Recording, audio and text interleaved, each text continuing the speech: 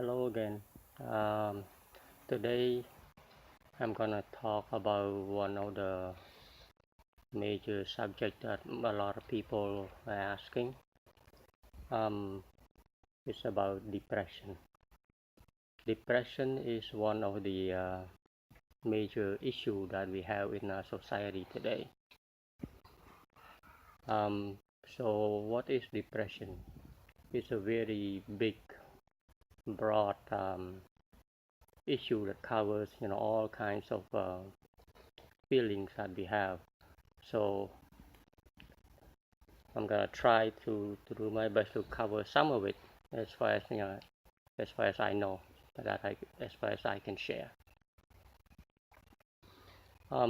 Depression is okay. How does depression happen? First of all, what causes depression? Depression has to do um, the cause of depression. First of all, has to do with a lot of bad memories. Okay, we say people who have depression are people who have a lot of bad experiences, from the past, whether it's a recent past or from a long past. It keeps coming back, or even happens as an ongoing basis according to the situation in the family and stuff like that. So depression is very tough one to crack, and people need to really understand themselves, what's going on in the mind in order to break away from depression. That is, there's guidance that people can look and can follow, can study for themselves. So one other thing that I want to bring you back a little bit to the history. Um, Depression today is very different from depression that let's say go back to the 16 or 1700. Okay, let's say go back to the Pilgrim age when Columbus first discovered America during that time, let's say.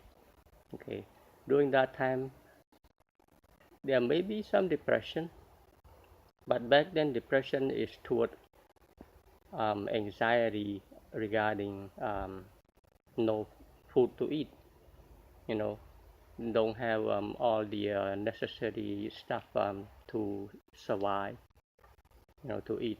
So that, because of that, people are always anxious about the safety, about the well-being, right, about food, during after harvest, whether you know people have enough to feed the family for the rest of the year. So that's kind of depression, but that is about it. This is according to how I understand it. What depression was back then. In today's society, depression is very different. Right now, if you look around, we have all of these things. You know, we are living in a very comfortable, mostly very comfortable situation. Back in the Pilgrim age, there's no running water. There may be some electricity yet. I'm not sure, but very little here and there. But right now, you turn on the faucet, the water come out from the wall, right? Electricity, AC, heat, and all kinds of convenient stuff. I mean, especially in the Western society, right? In the U.S. here, you order stuff online, 2 days, it's at your front door. One day, it's the level of convenience is unbelievable. I think it's almost like, you know, you snap a finger, it's there. So with all of this convenience, with all of this good stuff that we have, how come and all of this stuff, you know, we have the smartphone, the computer, the device that's supposedly make us happier, have a healthier, you know, living happier life, right? But instead, the society turns more depressed. Why? You know, what's going on? How come it sort of like goes the other way around? You know, the depression level, the percentage of people who ex- are experiencing depression has gone up and up and up as this technology, you know, this advancement in technology that's supposed to make our life better is getting even more advanced, faster, and more convenient, and people are getting more depressed. How come? That is very strange. See, so that's why we need to understand how come why we do have this kind of stuff. That uh, so does that mean this advancement in technology has something to do with our depression? In a way, it is, but it's probably a different subject. It's a different topic that we can, you know, talk later. But going back to the cause of depression, well, there are many causes. So I'm going to try to tackle maybe a couple of them. One of the depression that we have is from let's say from it's a physical thing, you know, from a health issue. You know, you're sick. When you're sick, you worry. You know, you're depressed. You know, about your health and all that stuff, and that is, you know, very understandable that you're depressed because you know people don't want to die. You know, if let's say they come up, they you know, they discover terminal illness. You know, God forbid, you know, when that news strike, you know, there's depression, and especially it's not just the patient, but also to the loved one, you know, the spouse or the children, you know, in a close knit family. That's one of the major thing that cause, you know, make people depressed. Okay, so that's one thing, and for that, you know, how do you you know, solve that kind of depression issue? See, that's one of the thing that let me see, it's standing here. That's the thing that we all need to understand. You know, in the teaching, in the Buddha's teaching, there's one of the principle that the Buddha keeps expounding on is the notion of non-self, anatta, called anatta. This non-self is one of the major principles that Buddha keep explaining, keep expounding, so that people understand, you know, who, you know, we are, you know, what's going on, what is the physical form, you know. When we have this physical form, all physical form bound to have sickness and disease, you know, not just human. It applies to all living beings, animals and plants also. Everything is, you know, bound to have sickness, you know, disease, and eventually die. So that's one of the things that the Buddha teach when it comes to physical being, that no one can escape this sickness. So, but this is the thing that people need to realize, need to understand now, you know, not later. Need to understand right now that this body of mine, okay, yes, right now, let's say you're healthy, you know, and all that, but you can get sick anytime. All kinds of disease or whatnot come up, you know, without notifying you ahead of time. See, that's one of the things that call about living mindfully.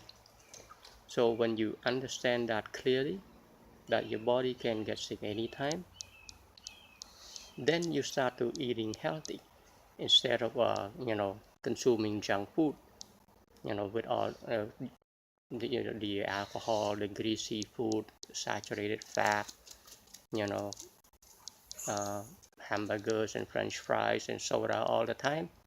Okay, and if you put that thing in, and um, you're not providing good stuff to your body, and regardless, it doesn't, but regardless of what it is, but eventually doesn't matter, you're a superman or a super, bodybuilder or what, eventually the body will get sick. We have to get that in our mind. Once you understand that, that concept, that yes, this physical form is bound to have sickness and disease, and eventually will return back to earth. When everyone can understand this clearly, the depression, then you can learn to accept when your loved one, okay, when your child, when your parents, when your significant other, whoever that you care the most, when they, and it also including ourselves, when sickness come up, we accept it. We can accept it, that as it is. That's what it means, that you understand right now this is what's happening, and there's no anger toward anything, and there's no need for depression or anything, toward, oh, why I'm sick. Okay, I don't want to be sick, I don't want to die or whatever. See, once you understand about the impermanence of the body, then um, we can deal with this form of depression, that about sickness. Okay, that when we have that in our mindset, we sort of prepare of it and prepare for it, every single day, that your loved one, your friends, your child, your parents, or whatever, that sickness can come up any day, anytime, any moment, without notice, and things can change just like that, at a snap of the finger. And when that happens, okay, so that's the course of nature. There's no need to be depressed about. So that's one depression. That's one of the depression uh, regarding the physical illness.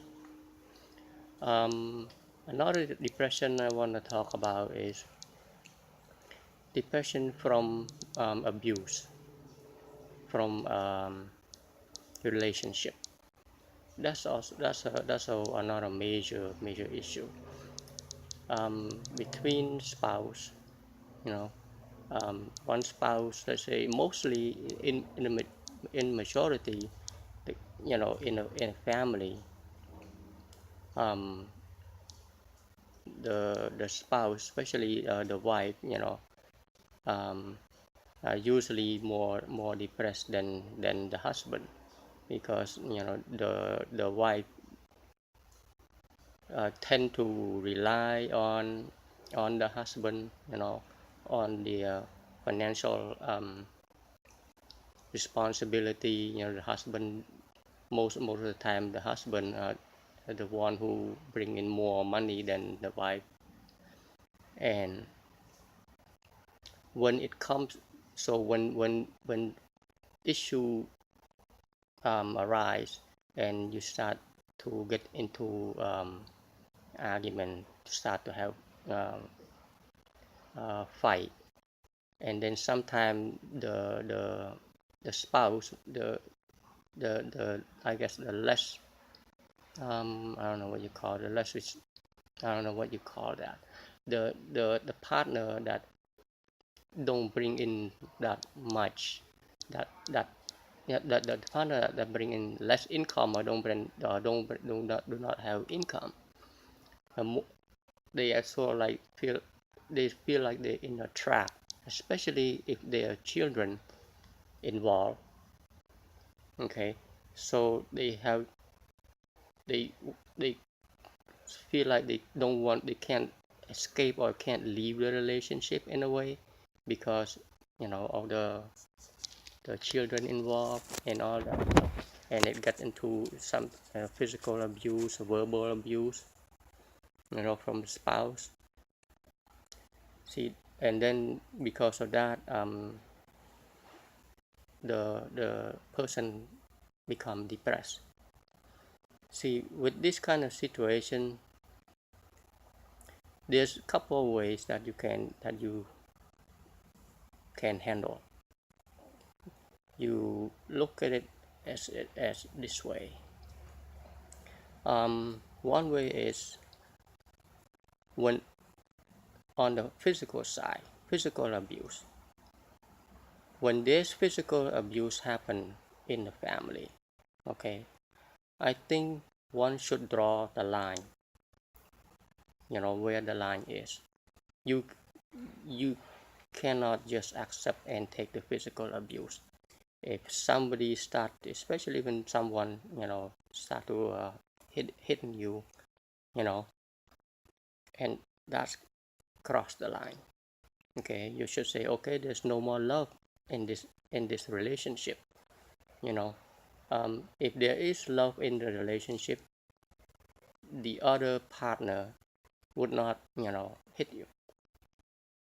Even though they say, oh, later on they say they're sorry, but that is just excuse. Okay, they say, oh, sorry because the anger took over me or whatnot. No, you can, if you have children involved and you don't want to have a breakup yet, you can have you can give the person a second chance. That's probably about it. Because you don't want to keep yourself in a bind like that. Because when you keep yourself in an abusive situation, the other partner, the other person, they know, or he or she know, that you rely on them and they can do whatever, and things will only get worse, especially when it's physical. When it's physical, you have to draw the line. You have to tell, okay, one time, okay, you do, use, I should not, but here it is. I'm gonna give you one more chance. You lay your hand on me again, that's it. There's no more love. Okay, then we understand each other. Okay, don't say that there's no more love, and you have to walk away from that kind of stuff. That when you do that, you understand what to do. You know what you need to do. Because if you don't do that, you keep holding on to it, to that abusive relationship, then you become depressed. See, so that's one thing to deal. That's my suggestion. When it comes to a physical abuse. Now, mental abuse, there are people who not physically abuse, but they use all kinds of verbal language and all kinds of what I can't even think, but people have a way of treating their other person, the significant other, how regarding verbal abuse. Okay, if it is between spouse, it's a similar thing. Okay, one is you also draw a line. You say, okay, why you say things like this, and why you anger like that, when it keeps repeating and repeating, and if you keep hoping that you know the person change, that's gonna be a tough one. Okay, you have to ask yourself, can can you handle this kind of verbal abuse from your partner or not? Okay, there are some people who can handle this, but so I'm gonna tell you how. Okay, if let's say you have again children involved and you don't want to break up the family or whatnot, but doing that you're punishing yourself. Okay, in a way it's a really tough situation, because it's gonna be a long, haul if you if you're willing to bear it. So one way is to also the same thing, verbal abuse. It comes to a point you say, okay, that's enough. You can walk. You can break. Okay. Um, the other way to deal with verbal abuse, and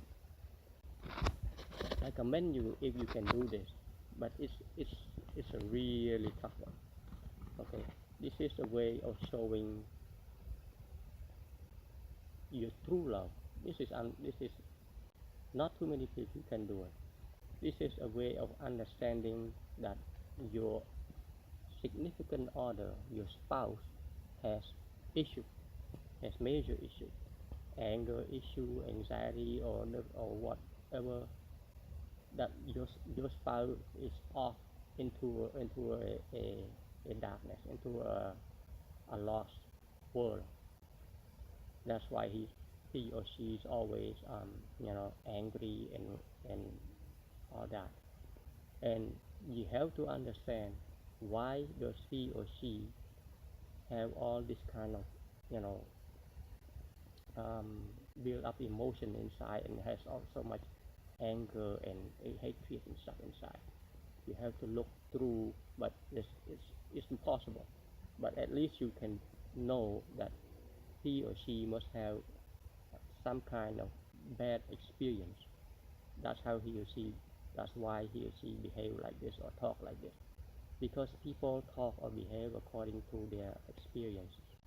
you know so if they have experience, they had bad experience with whatever, and especially when with their friends, when sometimes they associate with the wrong people, with the wrong group, things like that, or they've been abused since during their childhood, which you don't know, things like that. So all that built up comes, and it comes on to you. So now all those verbal abuse to you now, from if you want to, this is true caring. If you want to help that person, then you will stick around and say, okay, if you take it as your mission, I want to help this person. Okay, but be ready, it's going to be a long one.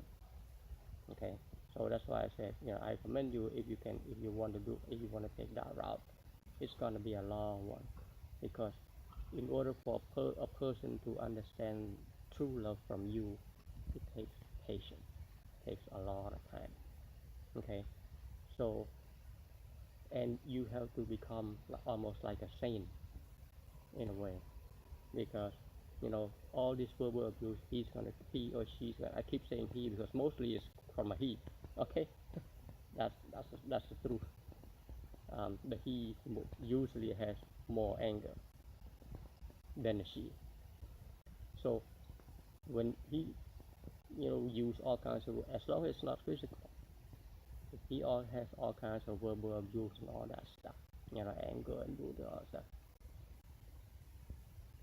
instead of you reacting back, you feel for him. See, he has issue, so you don't react, you just stay calm, let him win, go off do whatever and stuff like that. After he's done, you can say, okay, you done? Okay, you happy now? If not, okay, you can continue, right? If you're not, okay, okay, we're done? Okay, good. You let off steam. Okay, right, fine. Okay, and then just have normal conversation, like nothing happened. Like it's like nothing happened. You don't take it personal because now you become a savior for that person. Okay, so you offer whatever. Okay, let's go eat. Let's have food and stuff like that. Okay, and you keep doing that. See, but this is hard for people to do. That's why I said you have to be ready. You have to be like a saint to do that because most people cannot take it. They take it personal and then become depressed. That they have to be stuck in that relationship and they cannot get away. You know. So that's one thing. That's one of the things you cannot get away. Okay, what is it that you can do? You can offer love instead of anger back, instead of reaction back. Okay, I'm gonna offer love in the sake for of the family and stuff like that. So you offer back, and you say okay, that's fine.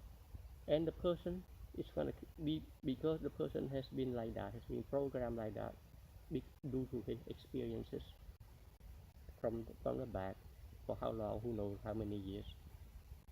He will continue until one point, you know, you keep doing this all over and over, and that's why you said you have to be a saint.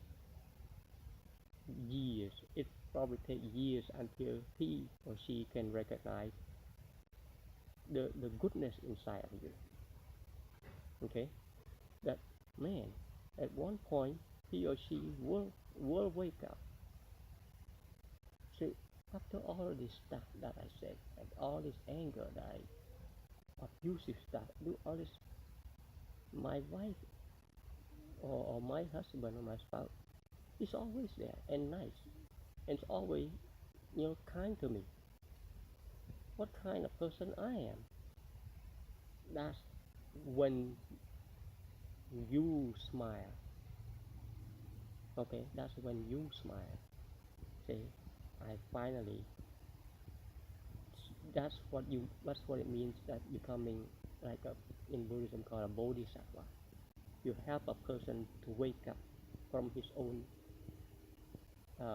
darkness, from his own delusion, living in the lost world, in that controlled by his anger and hatred, all that stuff. See, that's one thing. So that's between the spouse. Now another thing is good. Now another one, let's say it's an abusive relationship between children and parents, and that happened also. That's a difficult one, especially for children, and for children to be abused by parents and they cannot escape, right? Parents, there are parents who are really abusive, using words, and because their authority, they use their authority being a parent. I put food on the table for you, I raise you, right? I give you a place to stay. I give you all this stuff and stuff. So this is very authoritative. Where they use power. Okay, to so because they expect things in a certain way, and the children cannot, offer that. So, I mean, it usually start as a good intention. Parents have a good intention. They want, of course, most of the parents want their children to grow up, become to be successful, to be, doctors, engineers, lawyers, whatnot. But when it when the children, don't turn out the way they want, then they start to have this argument, and children start to do things that many times there's verbal abuse. Okay, and sometimes it's gotten to the point that sometimes the children have no room to escape. and the children feel depressed. So, and all that the parents cannot understand them because the parents expect them to be like them, expect the kids to be like them. What the parents don't understand is kids are individual, at least another person, and have their own mind based on their own experiences and their own nature. They cannot see that. A lot of parents are like that. So for the children who are in that situation, it's difficult. Okay, so here's my um, opinion toward you as a kid who are living in this condition. You have no escape. Okay, either that or you go to either that or you end up in a DCF, right? A child Department of Children and Family, but you don't want that. So if you are children in that situation, you have to become a saint, pretty much.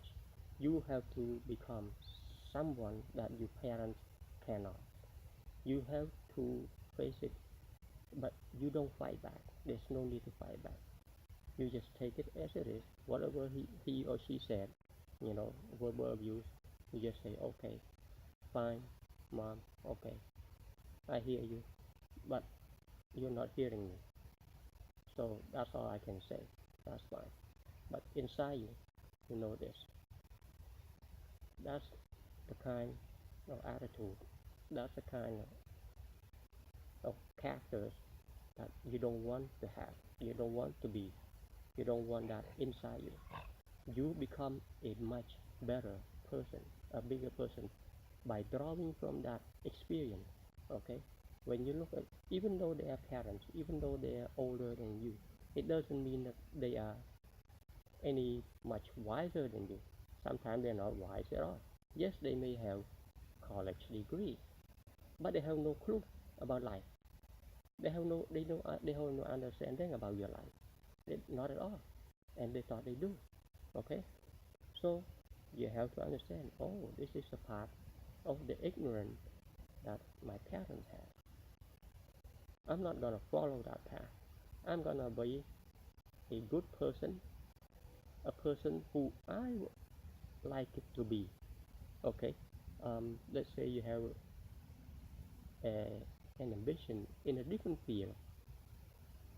Okay, you go different field. Okay, and your parents don't understand you. They say, I I cannot offer what you expect. Okay, um, but